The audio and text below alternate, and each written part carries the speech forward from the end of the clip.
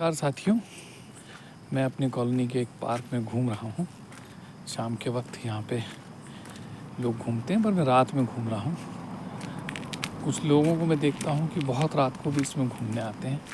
पहले इस पार्क में इतनी सुविधा नहीं थी, पर आप देख रहे हैं कि आजकल जैसे कि लोगों को मालूम है कि कभी भी घूमा जा सकता है, कोई टाइम का पाबंदी नहीं है। हर कॉलोनियों में पार्क हैं।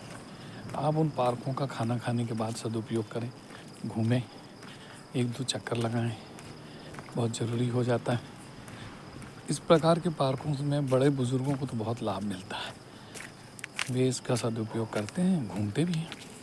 हमारी कॉलोनी का पार्क भी इसी प्रकार है। देखिए कितना अद्भुत सुंदर पार्क है। और स्वास्थ्य के ऊपर तो हम बहुत काम करते हैं, दिन रात स्वास्थ्य की चिंता करते हैं।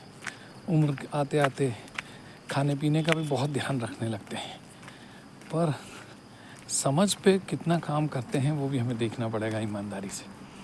उम्र बढ़ती जाती है, शरीर बढ़ता जाता है, शरीर पल प्रतिपल क्षण भी हो रहा है, पर समझ कहाँ तक पहुँची इसका मूल्यांकन आकलन हमें ही करना पड़ता है। पूरे जीवन में जो हमारी कढ़ाई में जला हुआ है, हमने खुद से जला लिया है, वो हमें ही पता है। मैं यहाँ आत्मा को कढ़ाई के रूप में बोल रहा हूँ। तो हमें जब अपने स्वास्थ्य की चिंता है, अपने खाने पीने की चिंता है, अपने ज़्यादा जिंदा रहने की चिंता है, तो ये हमारी आत्मा रूपी कढ़ाई को मांजेगा कौन?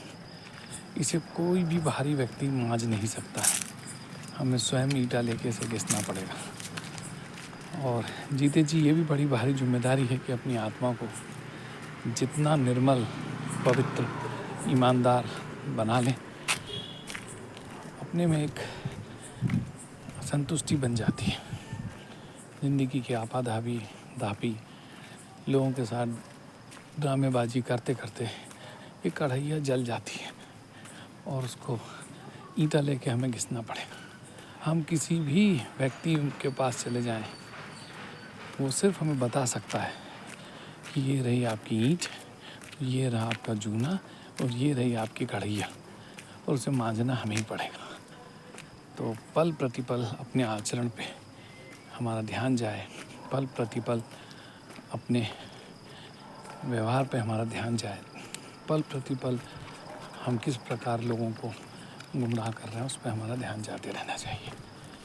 इसी को समझदारी कहा गया। धन्यवाद साथियों, नमस्कार।